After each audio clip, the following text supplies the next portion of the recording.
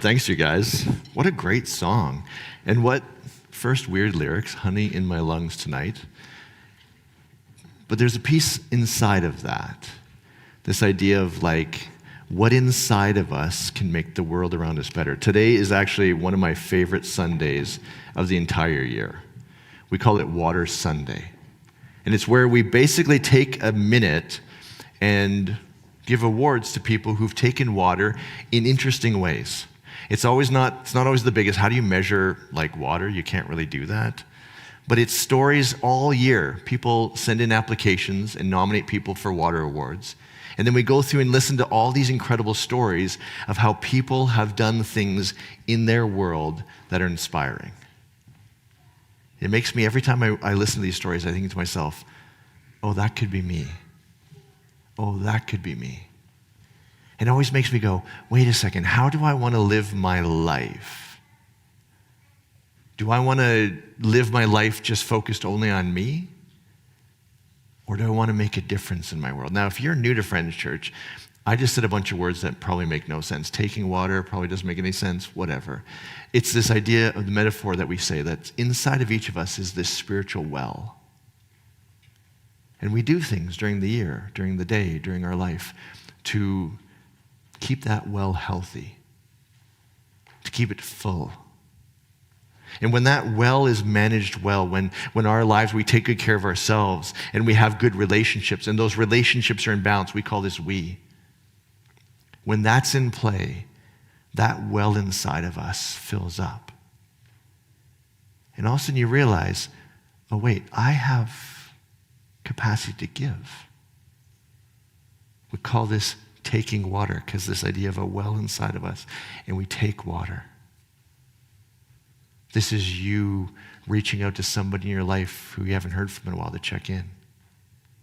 This is all of you who donated to the Hamper Project, went shopping, thought of another human being at Christmas and said, wait a second, I want to do something that puts a smile on their face, that makes their life better. That's the heart of taking water. Now, it's not all about sacrifice. It's not if you don't give to somebody else, you're a bad person. No, it doesn't look that way here. We spend a lot of time working on the inner health that we need to take water. The relationships that we need to support us.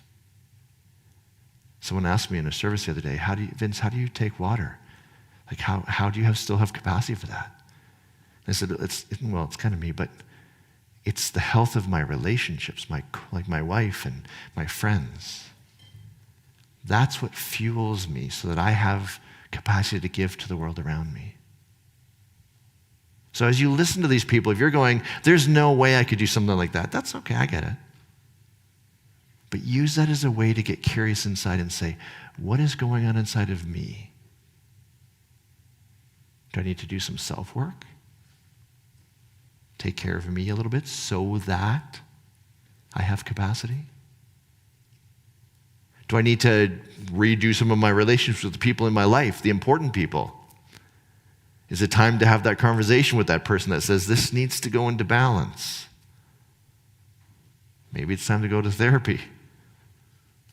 How do we work together so that we're in a relationship of we, whether it's with your partner, your partners, your kids, your parents, your friends, your colleagues at work?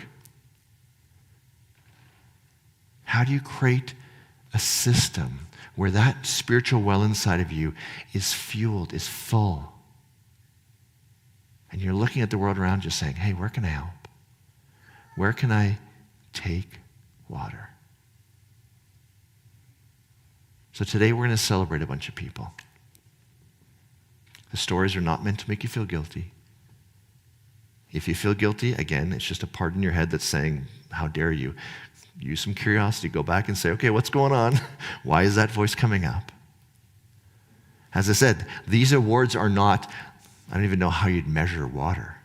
They're just really cool ones and really inspiring ones that we really liked. This next year, if you see someone taking water, nominate them. You can go onto our website, under taking water, there's a form that says nominate somebody. Send us a note. Hey, I saw Kelly do something really cool the other day. We'd love to hear about it. As part of the water awards, we actually donate $200 to a not-for-profit or charity of these recipients' choice. And even that shows us where they want to take water, what things burn in their heart, what things they're going, no, if I could make a difference there, that would matter to me. So today, we're going to yell and scream and cheer for everybody, but we're also going to use this as a way of going inside and saying, what's going on for me? Is this inspiring me? Guilt feelings? What do I need to do to be the healthiest version of myself spiritually so that my life has water taking in it? Okay, let's do this. Now I'm going to do this by going backwards a year. Can you throw up the slide for Vonda Lee and Otts? Last year we gave a water award to Alia, I don't even know how you say her last name. It's Vonda and Otts' niece. They brought a project to us, a school in Kenya. I can't say the name of the school, but you're going to hear it. They came to us and said, hey, we're doing this thing. Would you guys like to be involved? And so we put it out, and people in our community were like, yeah, I'd love to take water through that school. It's a girls' school in Kenya, where essentially these girls were going to school without having meals. And so what they found out is for like pennies a day.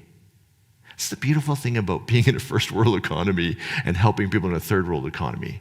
Our money has some energy down there. $1 for us doesn't even buy us a coffee. There it buys lunch. It was fascinating. They said, we're even able to give the kids meat some days.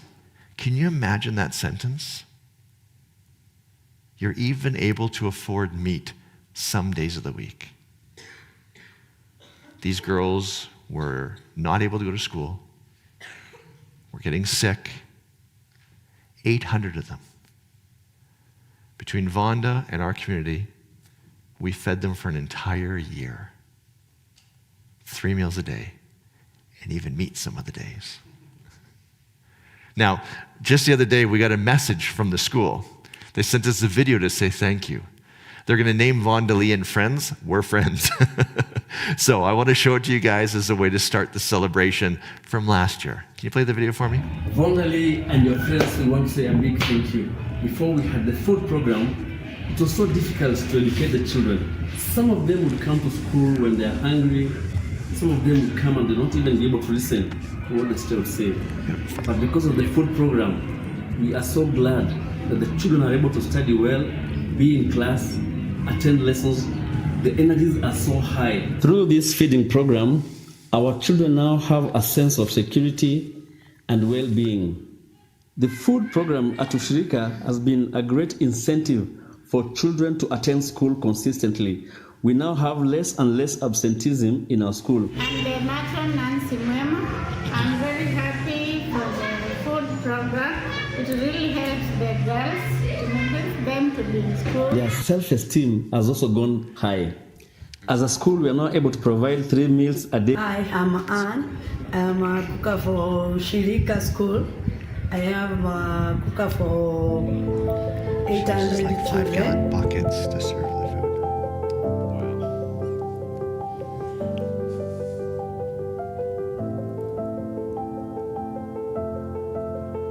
The mealtime at Ushirika is also an opportunity where teachers get to interact with the students and get to learn their dreams and aspirations. For those who are celebrating their birthdays, it's also a time for happiness. Some of them celebrate birthdays in our school for the first time through the food program. And during special occasions, the girls are taken outside where they enjoy, bond, and have special meals together. The feeding program at Ushirika does more than just addressing the issue of hunger. It improves health, education, safety, gender equality, and family stability while laying the foundation for long-term poverty reduction. Hi, Vonda Lee. My name is Sandra Kagai. I just want to say thank you for the food. We enjoyed ourselves. Yeah. Thank you for the program. Thank you for everything. And say thank you for support. Thank you for your support. And we really appreciate your support. Thank you very much. We really appreciate it. Thank you.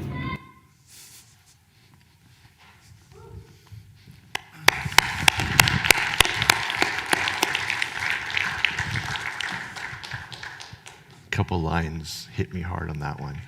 Well, a couple things. Do you notice their containers? Like spare Tupperware containers that I throw out because I don't want to clean them. That's what they're using every day. The line, though, that gets me is some of them celebrate their birthday for the very first time. That's what taking water does. As a side note, any parent of a female teenager, you can see that one girl when she was like, thank you for the food program, she got her hood up. Teenagers and all across the world, right? Same. So this isn't you, this is just all across the world. Okay, today, I want to introduce everyone to Avery. This is Avery. There we go, we got a mic for you. Hello. Avery has been part of our community off and on. As he says, his wife comes more than he does, but there's no judgment there. Yeah. Now, a couple months ago, he reached out to me and he said, hey, are you guys doing that sock thing? And I was like, yeah, we actually just launched it. And so he said, hey, I want to be a part of that. But to share that story, we need to go backwards. Avery, actually, you have two martial arts schools. What are they called? Yeah, so I manage some martial arts academies in the Northwest. It's Affinity Academy, maybe you've heard of them. Okay. We teach Brazilian Jiu-Jitsu and Muay Thai. Okay. So the location I primarily operate from, we do the Brazilian Jiu-Jitsu. It's a grappling martial art. Yeah. So yeah, I figured, I have access to... Before we get there, though, let me back up. Okay, we'll How back did you it get up. into martial arts? Okay. So this is gonna be weird, but we're gonna get you there. Just give me a second. We're gonna go backwards. You guys know Jackie Chan? Jackie Chan. I love Jackie Chan. So, if you watch the Jackie Chan movies, and this is all gonna connect. It'll all make sense. But if you watch the Jackie Chan movies, you'll see that in the fighting scenes, it's always very funny. It's always very fun. Yeah. And acrobatic. Yeah. And enjoyable. And he's laughing half the time. He's laughing. Yeah. It kind of makes you laugh, but there's also lots of action. There's lots of violence. Yeah, good violence. And he really inspired me to do martial arts because he would take a violent situation, an aggressive situation, and it almost turned into a game. It would almost make it fun. Sometimes they'd be mad at him and he'd be laughing and flipping and they're punching him and he's like bouncing off the wall, but he's laughing and then... And I always wanted to be like that. I always wanted to be able to take like an aggressive, threatening situation and just be able to turn it into something fun, make it, not something to be fearful of. So there's this side of you that kind of life sometimes has these unsafe elements, places you're feeling a bit nervous. Yeah. Martial arts was your way of interacting with those in a healthy way. Yeah. Does that feel like I captured it? Yeah, maybe like I'd be around certain peers that are bigger than me, stronger than me, and I just kind of feel a little bit threatened around them. Right. But then when I got into martial arts and I started training, then that fear kind of went away because I knew I could protect myself. I kick your butt. Yeah, exactly. And now if somebody says that to me, I'm like, great, let's do it. Like, it's fun. Let's. So how do we get from together. Fighting and martial arts, which I love, to socks? So now, help me out. Show me that step. Yeah. So let me just talk a bit about like the students. I thought that because I have access to so many students, we have like 500 students between both locations. Wow. Maybe not quite 500, but close to it. I figured, like I have access to a lot of people. If everyone just donated like one pair of socks, that would be like 500 pairs of socks, right? So I think we ended up getting like 424, and then I brought some today. Yeah. So isn't that incredible? Yeah, we got a lot of pairs of socks. Yeah. And not everyone donated, but next year, hopefully everyone will donate and we'll get 1,000 pairs. But there's something underneath that you told me about that was really cool. You said, sometimes when I'm out and about and I run into somebody who's homeless, I don't quite know what to do with them. I feel this kind of same unease or same feeling. Yeah. So, like you'll be at the grocery store and sometimes a homeless person will approach you and they'll ask for money and you might feel a little bit nervous around them. Okay. And I've always tried to overcome that, and I always carry change okay. just so I can, give something. And that feeling, I feel like with the socks, it's very visual. Like you can envision a homeless person wearing socks out in the cold. Yeah. And they exist, and it's local, it's more real. And I think there's a stigma around the homeless, and there's maybe a nervousness people feel. Okay. And I felt like with my, martial arts experience, a big part of the reason I got into it was to, first of all, overcome that feeling of being threatened by others, overcoming that fear of others. And then when you do overcome that, what's left? You care about others. You see that it's no longer a threat. Now it's an opportunity to help, to grow. Like you took martial arts as a way to handle the feelings of unease or unsafe. Yeah. Now, in some senses, you use socks as a way to do the same thing of like, hey, I want to connect with homeless people in this really tangible, beautiful way that I can be like, oh, I see your socks, they're horrible, I could totally help here. Yeah, now when I see homeless people, I'll be gonna be like looking at their socks. I'm gonna be like, hey, maybe those socks came from our academy. Nice. Maybe I helped them, instead of me looking at them being like, oh, I don't want to get too close to you. Right. Now it's like, maybe I helped this person. Yeah. I loved, when you told me that, I love this feeling of, I started off a bit nervous and then I moved in. Now tell me, did you ever have feelings around inviting your students? Because you said you have little ninjas that are like 4 years old all the way up to adults. Mm-hmm. How was it inviting somebody else into the process? Yeah, so I figured, especially with the kids, having like a donation opportunity would be good for me to be able to start talking to them about gratitude and how the small things matter. Yeah. The small things we take for granted, just like socks that we wear on our feet. Yeah. And it was just an opportunity for me to kind of have that as a mat chat. That's what we call it at the end of the class. Okay. I usually do a mat chat, and we talk about things that build character. Okay. So I figured not only would it be a good opportunity to have a way of donating, giving back, but it's also a good topic for me to discuss throughout the month. I loved your story, both because Socks is a great project. And second, how you invited your people, like your community, your schools, into the process. I thought that was beautiful. Thank you. I appreciate that. Yeah. Folks, can we give him a round of applause? Here's the award for him. Can you throw it up for me? The Kicking Ass in Socks Award. That's awesome. I like that. Now, we have Thank you. $200 that we wanted to donate on your behalf. Where did you want us to donate that money? Okay, so I'm not really good with charities and stuff, but I the one that I could think of that I know makes a big impact is the Fighting Malaria. Right. So they provide bug nets, and it's like $2 per bug net. So that means I'll be providing 100 bug nets, and what a life-changing situation! To not get malaria, literally your whole life trajectory changes. And that's another thing that's across the world. It's people I'm not necessarily connected to, but I know it's going to make a big difference. I know it's a very efficient foundation, so I figured you can't do any wrong by putting it there. So let's just put it there. Water's beautiful. Thank you very much. Thank you for sharing your story and inspiring us. Thank you. And thanks for the socks, dude. Okay. Well done. Well done. Thanks, Avery. I'm going to invite Sierra. Would you come up, Sierra? This is so exciting, being able to talk about different people who have taken water this year. I'm going to hand you this mic, if that's all right. Sierra, thank you for joining me on stage here. Just out of curiosity, how long have you been attending Friends Church now? Since Just hold that microphone up. That's great. Since when we did the Riverside cleanup. Riverside cleanup. Yeah, So just maybe a couple since months. May. Yeah. May of this year. Yes. We started talking about water around here. Was that kind of a new concept for you, or as pertaining to church?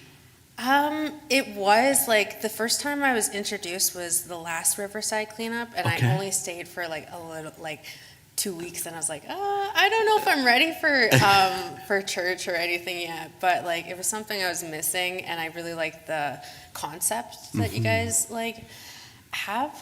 Of taking water. Yeah. You sat in the services now since May, and you've been getting involved and meeting people. That's right. Recently, we, as they already talked about, we we started talking about this big sock drive. Yes. And so there's people from within our community, outside of our community, that were all donating socks. But then we said, okay, we've got this mountain of socks. We need volunteers who would be willing to head out onto the streets and hand these socks out. And you signed up to do that. Yeah. What was behind that initially? So it was really important for me to give back in that manner, because for a time, quite a few years ago, I was on the streets for a little bit. Yeah. And You didn't tell me this, so this is great. Yeah, no, please, thank you for sharing. it's a lot of nerves, so they're just coming out. Yeah, this no, way. that's all right. So when I heard about it, sorry. It's okay. Yeah, this is beautiful. Beautiful. I also feel good because I'm not the only crier, okay? This is great, thank you. Yeah, and I always see you craft there. I'm like, oh, it's so beautiful. It's very nervous telling that piece.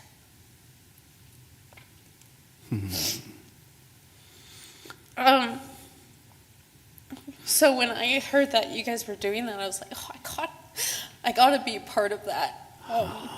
But it terrified me. Yeah. And what was terrifying to you mostly? I think being back in the same places that I once roamed when I was lost. Mm-hmm. And there's like a fear that, to me, it was a fear that I'm like, oh, they're gonna know who I am. They're not gonna let me come back. Really, a fear from that would be the response within the community, or those that are on the street. They're gonna street. know who I am. They're gonna know I live there. They're like being like, why are you out there? Like you should be here with us. It was like a fight for my identity, I guess. Yeah. That I'm here giving to them. Like it felt confusing. Yeah. Wow. So there, leading up to that morning, there was some real anxiety, hey? Yeah. I heard through some that there was like, I don't know if I want to do this. Yeah. So then you decided to go through with it. Can you talk about kind of stepping across that line and getting out there and doing it? What happened? What was it like? Well, I was so nervous to talk to the first people. Like, I can see who they were, and like maybe I'm like, I don't know how to talk to these people. Like, I feel like there's so much in between us. And when I first talked to my first person, I was like, hey, how are you? They're like, oh, I'm not too bad. And I'm like, oh, they're so human. I'm like, and we were just talking about their day. They're like, yeah, we're out here, like, we're getting ready. We're either going into shelters and stuff like that. And like, it was like, oh, we have these things to offer you. Like, we have socks, and we did have a couple pairs of gloves. And like, they're like, absolutely, can we grab a pair? It's like, when that wall came down, it was like, oh, I just see that you're so human. Yeah. And you just, like, I can just talk to you and see you. Yeah. Did it feel like you were far removed from where they are now? Were you able to kind of go back and feel the things that they were feeling? I was able to see them in where they were coming from. Yeah. Because I know some of them choose to be there, or some of them struggle and with their addictions, and they're lost and stuck there. Yeah, and some are transitioning because they lost their homes, and that's the situation that they were in. Right. So that you heard a lot of different stories as you were doing it. Yeah, so it was nice to just be open to just hear them and give them a minute of my time. And I'm like, yeah, it was nice, and I was ready and willing to go see the next person. I'm like, okay, I'm ready. Okay. I got this. Yeah. I bet it was amazing watching kind of them realizing that you were just giving them a gift of socks. Yeah. Even, hey. Yeah, and there were some that were like, they had partners that were in the hospital, and they're like, can we grab some for them? Like, I'm gonna go see them later. It's like, absolutely. Wow. Of course we can give you extra, like, here, like, yeah, we have plenty. And by the end of it, I was like, I wish I brought a wagon. I could keep doing this Could all day. hauling them all day long. Yeah. It was a lot of walking, and I don't know. I know by the end, I'm like, I didn't bring a big enough bag. Glad you did it. Yeah, glad you fought through it. Well, Sierra, we're proud of you. Proud of you for fighting through all of that anxiety and overcoming it, getting those socks out to these well-deserving people. We wanted to present you a water award. I believe it's called the Sweaty Hands Big Heart Award. Can we give it up for Sierra? Thank you, Sierra. Proud of you. So proud of you. I'll take that from you. Oh, thank you, Sierra. I was a part of that delivery. That one moved me. There's something about doing something for somebody when they're distant. When you walk up to someone and you hand it up, there's something that shifts. I'll do that more. Date night, honey, now and again is going to be delivering socks. Me and my wife and someone else did. Same thing. That first person was so... You ever notice that when you're trying to take water for somebody, there's like, oh, they probably don't need any help. Oh, they're probably going to tell me not to do it. You have all these thoughts in your head. I love stories of people going, oh, I was able to get over that. And then I did something and it was magic. The next water award, you're wondering why I'm standing up here alone. I got a text this morning saying, I just got out of the hospital. I'm hopped up on drugs. I don't think I can be on stage right now. Alessandra Workington, our musician, has been with us for I don't know how many years. When I reached out to her and said, Alessandra, we want to give you a water award for like a lifetime achievement of singing, of songwriting, of inspiring us in all the different ways you do.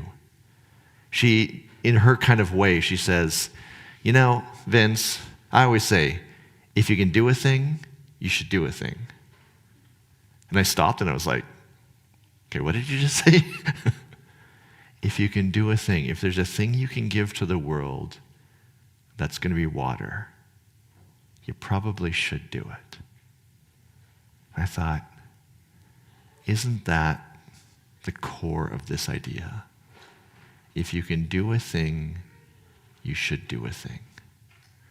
So she's not here today, but her voice is saying, if there's a way you can take water and that's healthy for you, she said, Vince, make sure it's got to be healthy. You've got to have that internal well in a healthy place.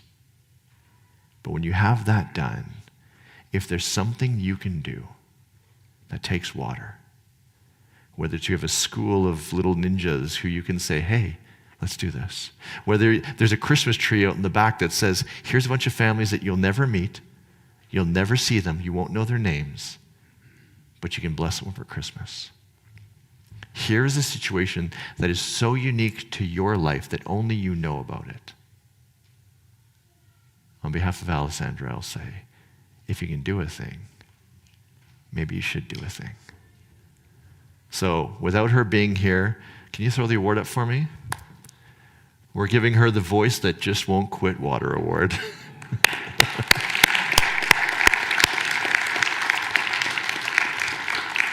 For those of you who don't know, her father is fighting cancer. He's been fighting cancer for years now, and it's getting more and more dire. And so she asked us to donate the $200 to cancer research in Manitoba to help people like her dad and all the people who come after her. So I think that was a beautiful way to express her. Thanks, Jeff. Awesome. Yeah. Well done, Alessandra. If you're watching, we are so grateful for the way that you take water so sacrificially week in and week out around here. I want to invite Lori. Lori, would you come up and join me? You know, I didn't even ask you, Sierra, where you would like to donate $200 to what cause, and so give that some thought. We'll chat afterwards. I didn't want to put you on the spot up here, but I want to mention that. This is exciting. Lori, thank you for joining us. Most of you have likely met Lori. If you've attended in-person services, there is not one person in our community who hunts down new people and makes sure he meets you and welcomes you. And thank you. Awesome. Lori, this is a superpower that you have of making people feel welcome. But I heard a story a while back. Someone was telling me about an elderly woman that you knew, not from within our community, from outside of our community, who, is approaching the end of her ages, but she was a little bit overwhelmed in life. Just different things had become a little bit unmanageable. Would you mind kind of filling out that picture a little bit more and telling us about this woman, how you knew her, and maybe some of the things that you saw that kind of tugged at your heart? Yeah, sure. First, I want to say that you guys look really beautiful from a distance, too. Yeah. So, I met this woman about a year ago right now, actually. And I noticed she sat by herself quite a bit at this venue, and week after week. So I approached her one day and introduced myself and how you doing, and the next week I went and talked to her again, just a little chit chat, and befriended her basically, I found out a few things in those conversations where she is quite alone, and she's in her 80s. She's quite alone. She has 2 grown children that live on the other side of the world. And so she said, well, we should go have coffee someday, right? So we did. And then I started discovering some more things about her. For years, I had a little side gig, a handyman business, right? Mm-hmm. And she said, I got a few things at my house that I could use some help with. Would you mind coming over and having a look? And I got there, she had quite a few things. There'd been no maintenance there for some time, right? So I was going back there a couple of times a week, and each time I'd discover more things about her. And one of the things I discovered was she was in a bad situation from some decisions she'd made over the last few years financially.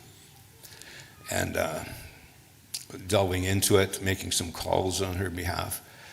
Like, she'd already lost about half the equity in her house, and this was continuing to drain monthly, right? So she said, you used to work in a bank and you used to be a realtor. Maybe you could help me figure something out, right? I said, sure. So I'll shorten this up a little bit, but we had to stop the bleeding, financially. Yeah. And so I did some more work on her house, and we eventually put her place on the market once it got marketable, and had some offers, and she always wanted me there to offer some advice and that kind of thing. So we finally, the third offer was accepted, and then the inspection revealed that she had some major problems with her home. Roots growing in through her whole sewer system under her lawn, cracks in her foundation. Oh, gee. And the previous owner had built their second bedroom on this home, and they didn't get a city permit. And they just kind of did it on their own. And there was now moisture building up between that structure and the main structure. Big problems there, right? Well, the last thing we needed was for her to have to deal with contractors, So I suggested, why don't we reduce the price that you've accepted and have the new owner take that on, right? Yeah. She thought that was a good idea. And then I found out that she was going to get charged about a $7,400 prepayment penalty on this reverse mortgage thing that she had, right? Oh, gee. So we renegotiated the possession date to get on the other side of that renewal date and saved her $7,400. So, excuse me. Go ahead and take a drink while you're drinking. I had been kind of chatting with Lori just along the way, and he had just mentioned that he was kind of helping this lady. And then, like, this came from kind of a, hey, maybe you need a little help around some handyman stuff too. All of a sudden, you are very involved trying to just sort some big issues out in this woman's life. Like, I know each time I heard little detail, I'm like, oh my God, like this has become a major project. Yeah. So we got the house sold finally. Yeah. With an adjusted price and that sort of thing. And we got that damn reverse mortgage thing paid off. Yeah. Right? So then we had to start deciding where she's going to live now, right? Rent versus buy, and in your 80s when you're having to shovel your own snow and cut your own lawn. And she has no one else. Like her family are all living abroad. She doesn't even really have many friends. I can count her friends on one hand, right? Wow. And she was in quite a abusive marriage for many years too, but he's gone now. But anyway, so along the way, when I'm over there, she's always watching ball games on TV. And I said, boy, you're quite a baseball fan, eh? She said, oh yeah, I just love it for the last 30 years now. And I said, well, who's your team? Well, she said, Los Angeles Dodgers. Right. I said, oh, how often have you seen Los Angeles Dodgers play, right? And she said, oh, never. I've never been to a major league game ever, right? So anyway, I digress. But we... No, you don't. This is an important detail. Okay. So anyway, we started looking around at, first of all, what neighborhoods she'd consider, right? Yeah. And most of them were fairly old because she was in a very mature neighborhood currently, right? Yeah. So then I introduced her to some other communities in the south that were a little newer, and she started taking a liking to that, And long story short, we found a really nice place for her that's within her budget, a wonderful social community there, close to shopping, but not too close to sea trains or where people might hassle her and that kind of thing. It was a real ideal. The universe has kind of gifted us that, right? Yeah. So anyway, along the way, I also discovered that she has a 90-year-old sister in Vancouver that she hasn't seen for 6 years. Wow. She's an hour and some away by plane, and you haven't seen her in 6 years, right? So I started doing a little research, and I found out Los Angeles Dodgers are going to be playing in Seattle the third week of September, okay? And Seattle's pretty close to Vancouver. So we built this plan where we're going to go to Seattle and see this game. Her first ever. My first ever, right? Because she wouldn't go alone. No way. No, of course. And then we stayed in Seattle just to have a little snoop around for the next day. And then the following day, we went to Vancouver. She got to visit with her 90-year-old sister, who was not in very good shape. It was pretty much a one-way conversation. But sorry, No, by all means. I lost my... saliva glands during my treatments, and I got to hydrate quite a bit. Lori went through cancer treatment just in the last few years, and I carry vodka with me everywhere I go. So I'm following this story along, and then one morning, Lori tells me about this trip that he's going to take this lady on to see her favorite ball team play, and to be able to visit her sister. And I'm thinking, you didn't even know this woman a year ago. No, but she knows all the players' names and everything. Right? She's a real fan. Yeah. She was just thrilled to actually see them in action. And she never imagined she'd ever see her sister again. Actually, I doubt if her sister's even going to live another year. She's in pretty bad shape, but at least she got to see her. Which I thought was important, that she should really see her sister. Lori, your ability to be able to see people, to see past just their face to their stories and their needs, and to feel for them, feel for them enough to be able to invest yourself in them. When I heard this story, I'm just like, you think about all the elderly people out there that are unseen, who are just like this woman, who have very few people involved in their lives. And that leads to another thing I just wanted to say. You know, it's one thing to get involved with some of the programs that you see that agencies sponsor, such as our Christmas for families project, and things, and the river cleanups and things. Yeah. But from my perspective, and this shifted for me when you introduced that book, The Untethered Soul, to me about 7 or 8 years ago. And that was a big shift for me. But so part of my perspective on taking water is about finding some individuals that, for one reason or another, don't want to say anything. Like I've met immigrants. They're getting screwed by some contractor or some dealership or something, but they don't want to rock the boat. There's no way they ever want to get sent back home. So they don't say anything. They just suck it up, right? But these people, these unscrupulous people, I get the invoice and I go see them or I call them. And I said, you're not dealing with this Ethiopian lady anymore. You're dealing with me, right? Wow. And you need to give her some money back. Well, no, that's not going to happen. Well, actually it is. Because the money that I'm expecting you to give her is way less than the amount of money that you're going to lose by the time I get on social media and tell people what's going on here, right? And 100% of the time, they give her money back. I love it. I love it. I love it, Lori. So yeah. But my point is, there's no shortage of people that need some water, right? So you can just wait for the next program to come along and get involved, and that's really great. But have an inquiring mind with people, and you'll discover just about everybody on the planet has some needs, and some have some extraordinary needs.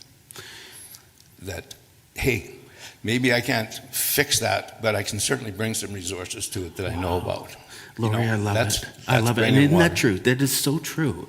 And sometimes it just takes just a little bit of curiosity, a question or two, to look into the lives of people that are just all around us. Yeah. Thank you for being that person, Lori. And one other thing, since you mentioned it, that's really true, is that I was born on exactly the same day as Jackie Chan. There's some synergy going on here. There is. There's some. Yeah. I can see some similarities. All right. Yeah.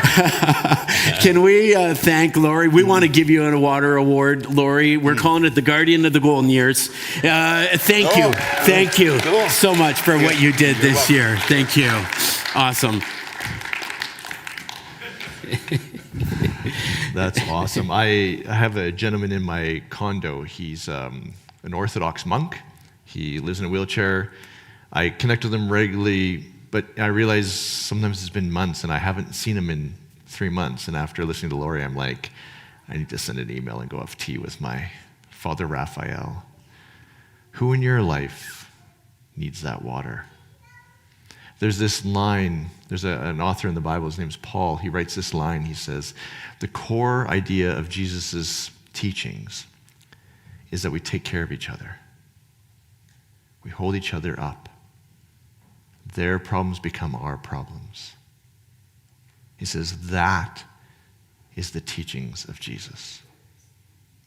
So if you're from a traditional church and you're going, what's this all about? Yeah, that's how we're connecting it. We have 2 more quick awards. We're calling them honorary awards. First one is for Barbara. Barbara's back there. Barbara realized there was someone in our community who was busing and cabbing from the deep south. They had to take a cab to the bus station, then a bus to the C train station, then I don't actually know. It was an epic journey, and she said, oh, I kind of live south. Why don't I come pick you up? And so for months now, she and somebody else have driven to the south, picked somebody up, and drove them to Friend Church every week. So we wanted to give Barbara an honorary water award. Can we give her a big round of applause? Thank you, Barbara.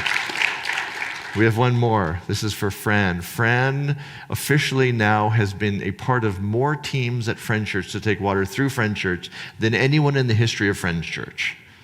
So we wanted to give her a water award for all that she does in and through Friend Church, whether it's here in the technical teams. She's part of all of our teams. She's part of the kids program. She runs our gaming program. She also helps out in the Switch program. So we wanted to give her an audible mention of saying, for somebody who takes water through Friend Church in all kinds of different ways. Thank you, Fran.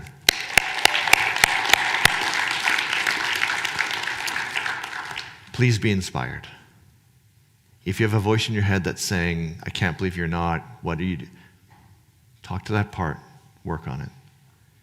We're not here for guilt, we're here for health, for us and the world around us. We're starting next week, we're starting a new series. It's called Christmas on the Ledge. It's that whole story we have about being in the meadow and the ledge. I actually used AI. Do we have the image? I used AI to say, I want a nativity scene on a ledge, and this is what AI gave me. I burned how many dollars worth of electricity to get you that? But it made me laugh, so. We're gonna go through the Christmas story, and again, Friend Church style, it's not gonna be straight up.